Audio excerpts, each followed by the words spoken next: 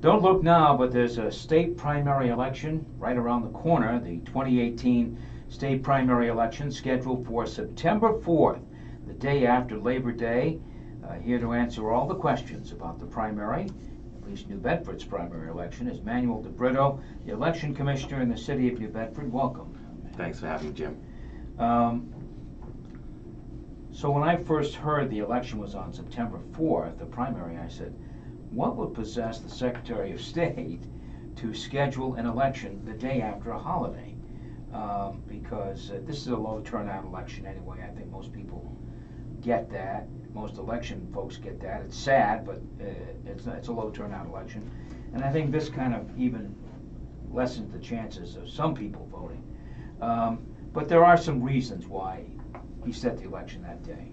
Yes, there are a couple of Jewish holidays that fall, I believe, back-to-back weeks. So they try to stay away from scheduling around those. And they took a poll of different election officials around the state, and September 4th is the best we could come up with. Things have to be done prior to, they have to have a certain lag time between the primary and the final state election in November, actually November 6th. So there you go. That's, there's some legal reasons why, and that's really what the reason is all about.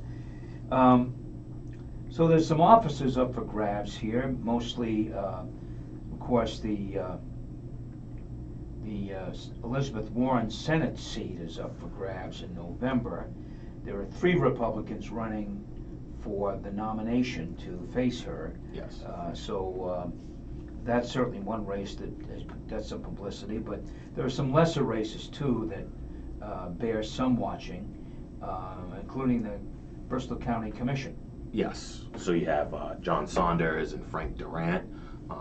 That's one of the contested races in the area. The state election, obviously I've only been in office for a year, but it's just really different than the local. Local, we're interacting with folks on a daily basis. We get to know all the characters and everyone that's playing, that's participating. And the state election, we're a little away from all the action. So this has been a really different experience for me, kind of looking at things from the outside. For instance, have you met Mr. Durant? I have not met Mr. Durant. He friend requested me on Facebook. Yeah. I guess that's what you call meeting nowadays. Obviously, I've known John Saunders for quite some time. Our sons went to Bishop Stang together, so I've known him for a while, but I haven't had the pleasure of meeting Mr. Durant yet. In this election, there are some other races too. There's a state reps race, which in Bob Kazera's district in the North End. Yes. And he's running against. He is running as, I believe that's the 9th district. 9th, Bristol. And let's see. And again, forgive me for looking at my sheet, but I don't have the opportunity to meet a lot of these folks. Might be the 10th. The 10th. I have to confess, off the top of my head, I don't know either. Yeah, and it's really difficult to track. I mean, obviously we're going by district, and it's really different. Yeah, than the local process than the local. But we know he is being challenged, but he may be running against someone who's running as an independent, and therefore the name won't appear. True. On the ballot. On the primary ballot, it will appear, of course, on the final ballot. He is, yes. It's Chris Hendricks. I'm sorry about that. In the 11th district. That's right. Chris Hendricks is running in the 11th district, and and I don't believe there's a Republican running in that race, and so this primary will decide that race. Yes, definitely. And I'm not sure there's a Republican running for county commissioner, so that primary race will probably decide that race. So there may be a Republican challenger. I'm not sure. So while you look at this ballot and say, well, gee, not much here. There's really no state races until November, when a Republican candidate and a Democratic candidate may square off.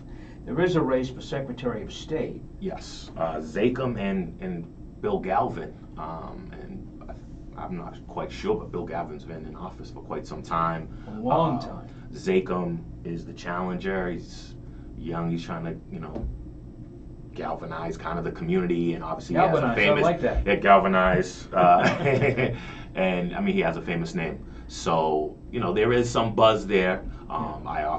Obviously answer to the Secretary of State's office, so I'm watching that one a little bit closer. Again, I don't know as much about what the interest is there for that race, but there is a challenge there. So has there been any interest? I called it a low interest election, low turnout election, but has there been any interest at all? Being my first time seeing the state process and how it plays out, it is kind of interesting to me. I can't get as good of a buzz, or feeling in regards to the state election.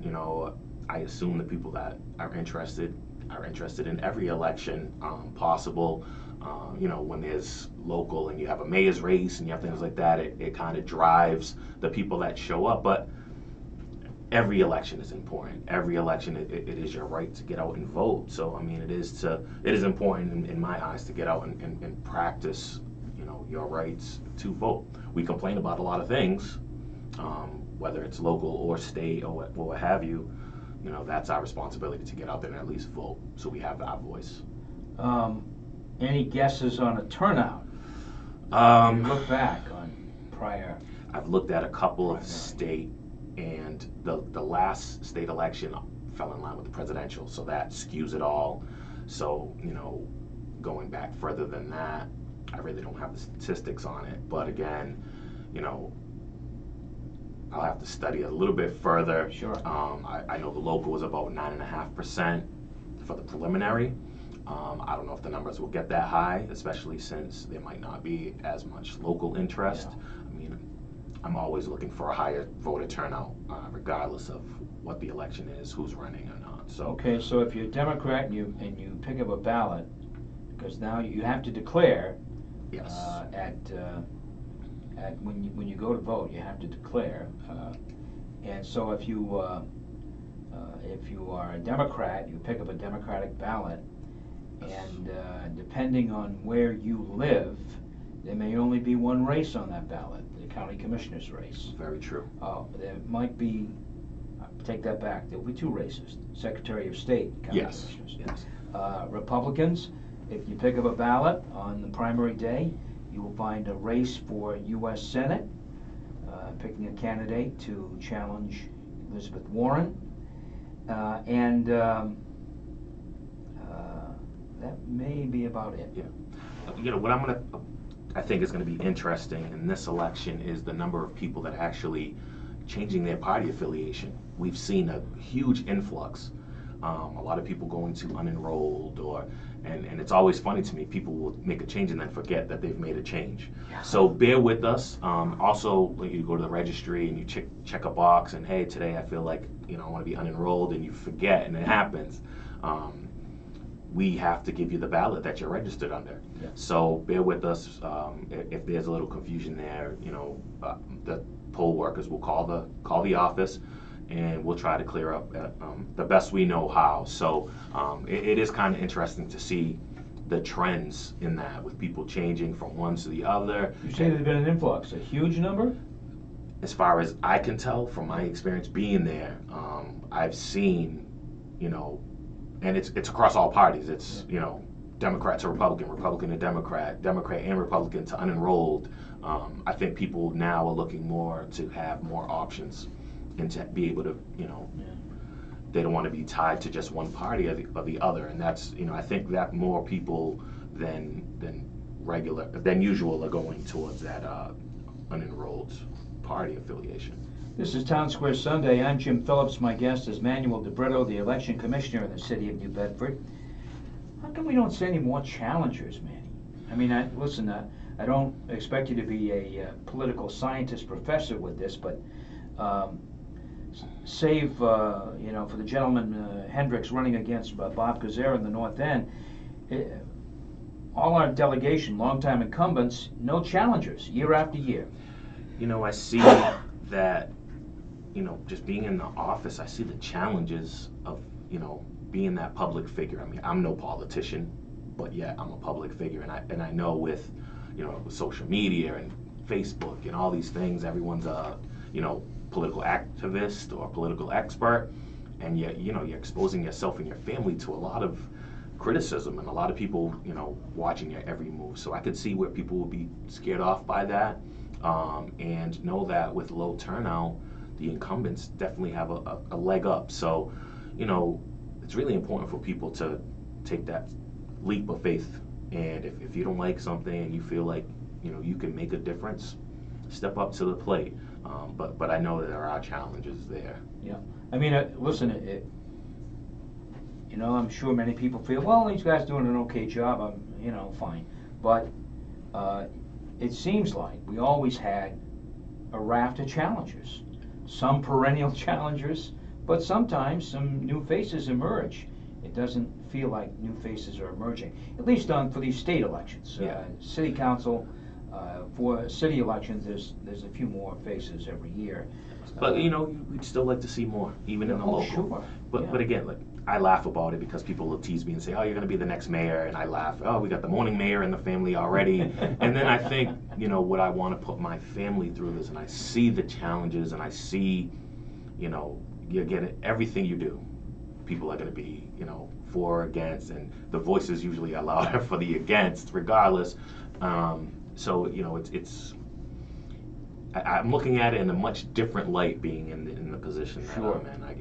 I hear it all, I see it all. So, believe it or not, you can still register to vote in the primary election, right? yes, you could register to vote before August 15th. That is the last day. There's a 20-day period in between, so we can process registrations and make sure everything is up to par, and then you're notified and you'll be able to vote in the primary. And then there's also a period after the primary where you're able to register again for the November 6th election. For those who haven't or not registered, they can vote. They Yes. can register before the final election as well. How many new voters have signed up? Have you seen an influx there? There have been quite a few, but I mean, there are different reasons why people register to vote. You would hope that they're all registering to actually go out and vote. When people do come into the office, that's what they hear from me.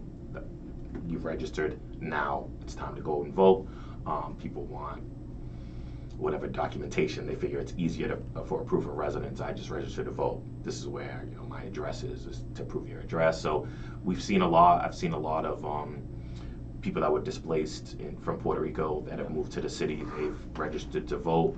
I think a real challenge and a real something we really need to focus on is actually getting a little bit more activity out of these people that have come in and registered. Make them feel like they're important, their voice needs to be heard locally, because now they are citizens of New Bedford, so in the state of Massachusetts. So we want to make them feel comfortable enough to come out and vote. Will there be early voting in New Bedford? Not for the primary, but there will be early voting prior to November 6th, and that's 10-day period prior to the election. I believe will be set up in City Hall, and people can come in and vote ahead of time if you can't get to the poll, or if it's just easier for you if you're downtown and you'd like to vote. That's open for all voters. How can voters, can you still get an absentee ballot? Absentee ballots are available through my office, and again, you can come in and get the absentee vote. You can call us, we can mail you an application, and that's a pretty easy process as well. Election Day, September 4th, the state primary election. Do your part, get out and vote. I know the ballot is not chock full of races, but there are some interesting races, whether you're a Democrat or Republican or unenrolled, and you can declare when you go vote. It's time to vote, September 4th. Get out and vote, do your part. Election Commissioner Manny DeBrito, thanks for coming in. Oh, thank you, and thank you for helping spread the word about the importance of voting and issues that are just relevant to our state. That's it for Townsquare Sunday this week. Thanks for tuning in. Thanks also to production director Jason Kent and digital editor Casey Sylvia for their help with this program. I'm Jim Phillips. Join us next week for Townsquare Sunday. Until then, have a great week and a wonderful Sunday.